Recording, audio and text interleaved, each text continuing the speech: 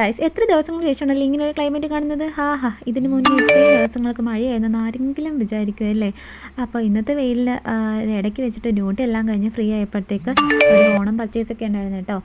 വേറെ ഒന്നും അല്ല, ഡ്രസ് കോഡ് ഞങ്ങൾ ലാബിൽ ഡ്രസ് കോഡൊക്കെ ഉണ്ട്. പക്ഷേ ആ ഒരു മെറ്റീരിയൽ നോക്കി വന്നതായിരുന്നിട്ടുണ്ടായിരുന്നത്. ഇത് വരുന്നത് 215 ആയിരുന്നു കേട്ടോ. അപ്പം അഫോർഡബിൾ റേറ്റ് ആണ്, അതായത് കോംബോ ആയിട്ടാണ് വരുന്നിട്ട് പാവാട ഉടുപ്പൊക്കെ സെറ്റ് ആയിരുന്നു കേട്ടോ. അപ്പോൾ ഞാൻ അതല്ല, ഞാൻ ഈ ഒരു ബ്ലാക്ക് മെറ്റീരിയൽ നോക്കിയിട്ടാണ് വന്നിട്ടുണ്ടായിരുന്നത് കേട്ടോ. ഒരുപാട് തപ്പിയിട്ട് കിട്ടിയ ഒരു ഐറ്റമാണ് കേട്ടോ ഇത്. അപ്പോൾ ഇത് എന്താണെന്നൊക്കെ ലാസ്റ്റ് ഞാൻ നിങ്ങളെ അറിയിക്കുന്നതായിരിക്കും.